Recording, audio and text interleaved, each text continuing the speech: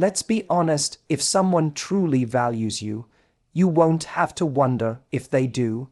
But when a guy treats you like an option, only texting when it's convenient, showing up when it suits him, giving you just enough to keep you around, it's time to wake up to the truth. And here's the hard part. The more you make him a priority while he treats you like a backup plan, the more you're reinforcing that dynamic. You're telling him, you can give me less, and I'll still give you more. This isn't about playing games. This is about self-respect, because love isn't proven by how much you tolerate. It's proven by what you no longer accept. So if he's treating you like an option, it's time to shift your energy. Not by begging, explaining, or proving your worth, but by stepping back, setting standards, and acting like the you person you are. If he's not showing up consistently, stop filling in the gaps. That feeling you have, that you're always the one initiating, always the one making plans, always trying to fix the energy between you. That's your body telling you something isn't right. Relationships are meant to be built on mutual effort. If someone really wants to be with you, you won't have to overextend yourself to keep the connection alive. You won't have to keep making excuses for why he's distant, distracted, or inconsistent. He either wants to be there or he doesn't. And if he doesn't, that's your signal to step back, not lean in harder.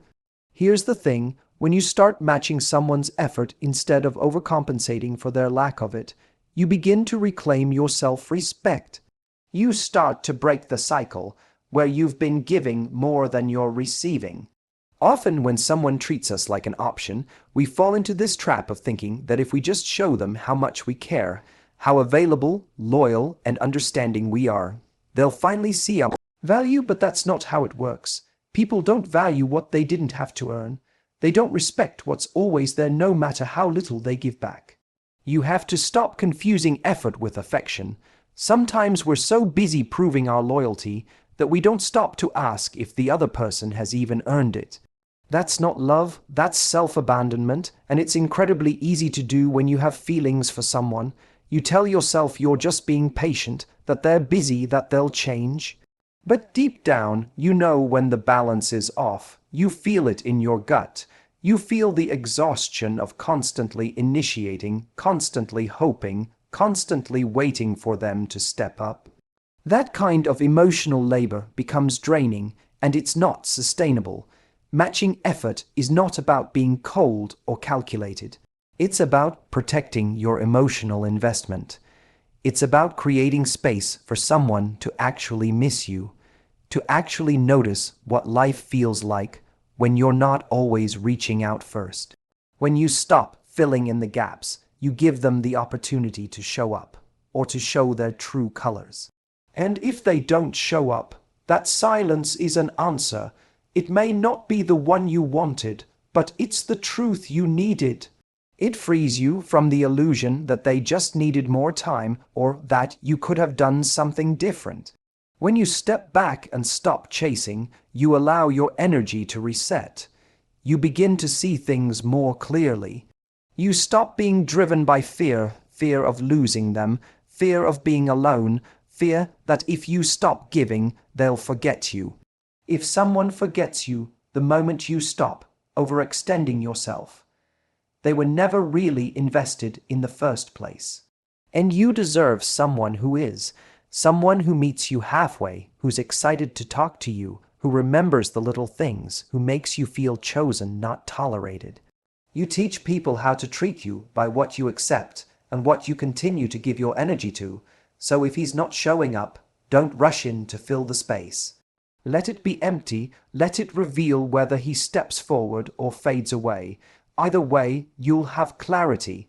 And clarity is a gift. It's the first step toward making space for something better, someone better. Someone who won't make you work so hard just to feel seen.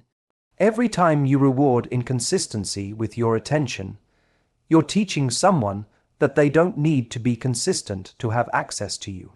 Think about that.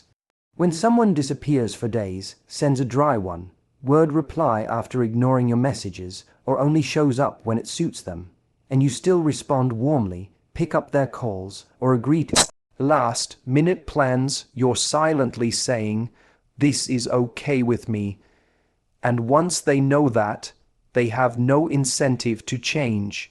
They know they can come and go as they please, and you'll still be there offering the same energy, the same loyalty, the same interest. That's not love, that's enabling. Inconsistency isn't mysterious or romantic, it's emotional unreliability. And when you ignore that red flag and keep engaging as if everything's fine, you're not just tolerating the behavior, you're reinforcing it. We often convince ourselves that if we just stay kind, patient, and understanding, we can inspire them to step up. But love doesn't grow through tolerance of bad behavior. It grows through mutual effort, consistency, and clear boundaries. Without those, you're not in a relationship. You're in a cycle where you're doing all the emotional heavy lifting, and they're doing the bare minimum. And let's be honest, part of why we respond to inconsistency is because it keeps us hooked. One day they're cold, the next they're warm, and that unpredictability creates a kind of emotional addiction. You start craving the high of their attention, even though it's fleeting, and in chasing that validation, you lose sight of what you actually deserve: consistent love, not occasional crumbs. The problem is, the more you accept crumbs, the more you teach yourself that it's the best you can get. It erodes your standards without you even realizing it. So what does it mean to stop rewarding inconsistency? It means you don't drop everything when someone who's been absent suddenly resurfaces. It means you pause before replying and you assess, not react. It means you stop being so eager to please someone who hasn't shown you they're invested. You shift your focus from trying to win them over to asking yourself, is this even what I want? Because sometimes the reason we feel so hurt isn't just because they're inconsistent. It's because we know we've been giving more than they ever earned.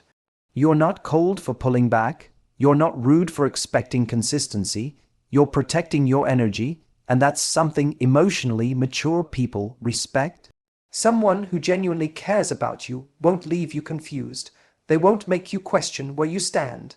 They'll show up consistently, not perfectly, but reliably, because that's what real connection looks like. But the moment you stop responding the same way to their inconsistent effort, everything shifts. They either rise to meet your standard or they fall away, and both outcomes are a win.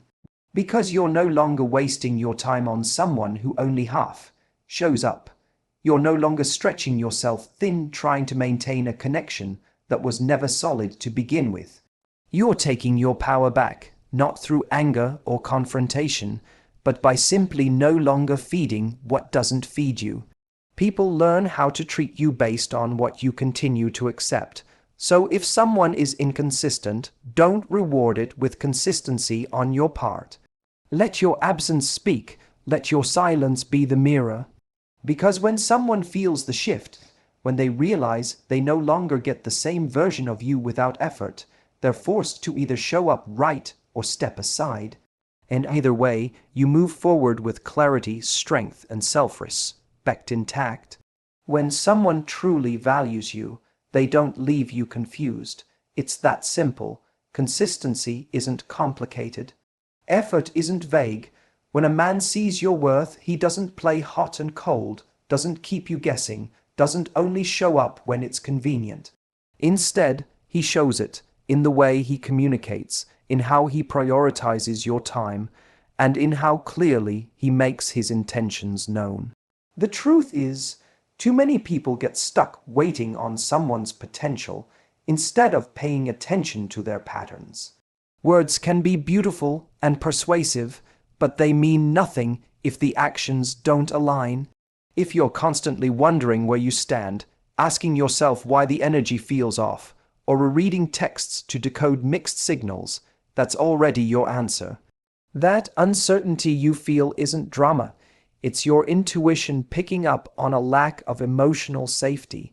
And emotional safety comes from clarity. You should never feel like you're auditioning for a role in someone's life that they haven't even offered you. If you find yourself constantly trying to prove your value, it's not a relationship, it's a competition you never agreed to be in. The problem is, we often hear what we want to hear and ignore what's right in front of us. Maybe he says things like, "I'm just not ready right now," or "I really like you, but I'm not sure what I want." And instead of taking those words as the red flag they are, we cling to the hope that he'll change. That if we're just a bit more patient, more understanding, more everything, he'll suddenly wake up and realize what he has. But that's not how it works. When someone wants you, you don't have to perform, you just have to be. Confusion thrives when clarity is avoided, and the harsh truth is, some people keep you in the gray area on purpose. They like the benefits of your presence without the responsibility of commitment. They give you just enough to keep you emotionally invested, but not enough to give you peace. That's not love, that's manipulation. You are not hard to love, and the right person won't treat you like you're a burden just for wanting to know where you stand. Someone who genuinely respects you will communicate. Even if they're not in the same place emotionally, they'll be honest about it, and they won't string you along. They'll want you to have clarity so you can make empowered decisions for yourself. That's what real maturity looks like. But if you're left in the dark, if your questions are met with deflection or guilt, tripping, it's time to take a step back and reassess what you're actually getting out of this connection. Stop giving endless chances to someone who can't even give you clarity. Stop explaining your worth to someone who acts confused about it. It's not your job to convince someone to value you. That value should be obvious to the right person from the start, not something they figure out once you've pulled away or they see you moving on. Don't wait for the silence to become unbearable before you decide to listen to it. You deserve peace, not uncertainty. You deserve a relationship where you can relax into love, not walk on eggshells wondering if you're too much or not enough. If clarity isn't being offered, create your own by choosing to stop tolerating the gray area. Because peace comes when you stop chasing answers from someone who's already shown you, through their actions, that you're not their priority. And the moment you stop settling for confusion is the moment you make room for real, grounded, mutual love. Silence isn't punishment, it's power. It's the moment you stop trying to convince someone of your worth and instead let your absence do the talking. When someone consistently disrespects your time, gives you mixed signals, or disappears without explanation, the urge to confront, chase, or seek closure can feel overwhelming. But the truth is, your power doesn't come from the words you throw at someone who isn't listening. It comes from what you withhold. Silence, when used with intention, is one of the most dignified responses you can give to being undervalued. In the heat of emotional frustration, it's natural to want to speak your mind, to lay everything out, to try and make them understand how they've hurt you. But if they've already shown that they don't care enough to show up consistently, why give them the gift of your explanation? That long message you're drafting, that emotional outburst you're rehearsing, that one last attempt to make them get it, none of it will land if they're not emotionally available or willing to respect you. Silence speaks louder because it removes the performance. It says, "I no longer owe you my voice." People often mistake silence for weakness or assume you're waiting for them to come back, but real silence, the kind that's rooted in self-respect, is not about waiting. It's about reclaiming. It's about shifting your energy inward instead of wasting it on someone who only notices your presence when it starts to disappear. When you go silent, not to manipulate, but to protect your peace, it forces people to sit with their own actions. It removes the emotional crutch they relied on, your constant reassurance, your availability, your forgiveness, and places the spotlight directly on their behavior. The thing is, someone who's used to your attention will feel your silence. Not immediately, maybe, but over time, the absence of your effort, your presence, your love, it becomes noticeable. And what you start to realize is that you never needed to scream to be heard. You just needed to stop speaking to the wrong person. Silence isn't passive. It's a choice. It's saying, I could explain, but I won't. I could fight, but I choose peace. It's letting go of the need to control the narrative and trusting that walking away with your dignity intact is more powerful than any confrontation. Silence also creates space for clarity, for healing, for perspective. It allows you to step back and assess the situation without being emotionally tangled in the moment. It helps you see patterns you might have ignored. The more you stay quiet, the more your intuition gets louder. And eventually, you stop obsessing over what they think, what they'll do, or whether they'll come back. You start to focus on yourself, your growth, your goals, your emotional well-being. And let's be clear, silence doesn't mean emotional suppression. It doesn't mean you're numb or pretending not to care. It means you're choosing not to engage with someone who's proven they don't deserve access to your vulnerability. You're protecting your energy from being drained by conversations that go nowhere. You're refusing to play the game of chasing someone who should have appreciated you from the start. The right people don't need to be shouted at to understand your value. They feel it in your presence, and they feel it even more in your absence. So, the next time someone pulls away, disrespects you, or takes you for granted, don't beg, don't chase. Don't fight for clarity from someone who gave you confusion. Let your silence be your boundary. Let it speak volumes. Because in that quiet space, your worth becomes undeniable, not just to them, but most importantly, to yourself. You don't get what you deserve. You get what you tolerate. That's why your standards aren't just ideals. They're filters. They are the boundaries that tell people how to treat you. When you accept behavior that doesn't align with your values, whether it's emotional unavailability, inconsistency, or disrespect, you're essentially lowering the bar and telling the other person, this is okay. And the more you accept, the more you condition yourself to believe that this is just how love works. That love is hard, messy, confusing, or something you have to earn by being enough. But love isn't meant to feel like a constant negotiation of your worth. Your standards are not about being picky or demanding. They're about alignment. They're about clarity on what kind of relationship you're willing to invest in and what kind you're not. The problem is, when someone treats you like an option, your self-esteem takes a hit. You start questioning your own standards. You wonder if you're asking for too much. You begin to think that maybe this is the best you're going to get. And that's a dangerous place to be in, because that's how people end up staying in situations that drain them for months or even years. When you prioritize someone who keeps you in limbo, you're sending a message that they don't have to rise to meet your needs. You're showing them that your boundaries are flexible when emotions are involved. And let's be honest, if someone's getting all the benefits of your love, loyalty, time, and attention without having to show up consistently, they have no incentive to change. Why would they when you're rewarding their bare minimum with your maximum? Raising your standards doesn't mean building walls. It means building doors that only open for the right kind of energy.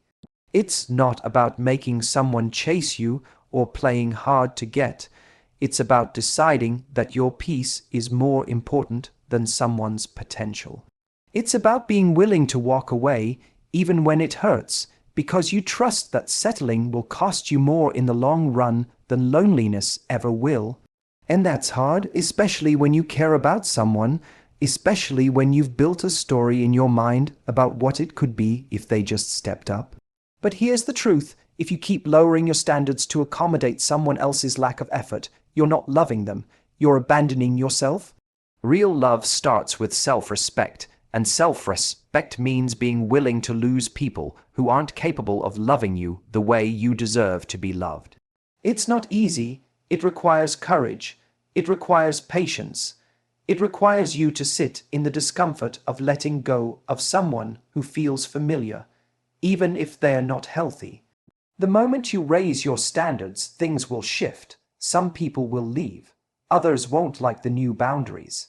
But that's the point. Your standards are meant to repel the wrong people and attract the right ones. They're a form of self-protection and self-expression. They say, I know my value and I won't settle for less. Not because you're entitled, but because you're finally choosing to live in alignment with your worth. And the beautiful thing is, the more you honor your standards, the more natural it becomes. You stop chasing clarity from people who avoid giving it. You stop begging for attention. You stop explaining why you deserve more.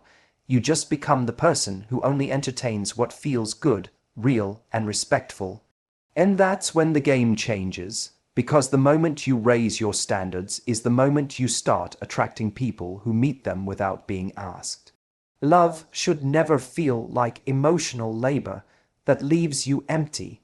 When you constantly pour your energy into someone who gives you very little in return, you start living on emotional leftovers, just enough to keep you hoping, but never enough to feel secure or fulfilled. The hard truth is this: your time, your presence, your affection, they're valuable. And if you keep giving those things to someone who doesn't reciprocate, you're not just wasting energy, you're reinforcing a cycle where you're more focused on keeping the connection alive than evaluating whether it's even worth it. Giving your energy to what gives back is about alignment. It's about asking, does this connection make me feel seen, respected, and emotionally safe? If the answer is no, then why are you still investing so much of yourself? It's not about being selfish or withholding love. It's about being intentional. Energy is a limited resource. Every time you text first, make the plans, forgive the broken promises, or rationalize their lack of effort, you're depleting your own emotional reserves. And over time, that leaves you burned out, anxious, and wondering why you always end up feeling unfulfilled. We often confuse giving more with being loving, but there's a difference between giving from overflow and giving from emptiness. One comes from self-worth, the other from fear. When you give from a place of wholeness, you're not afraid to set boundaries. You're not afraid to say, this isn't enough for me.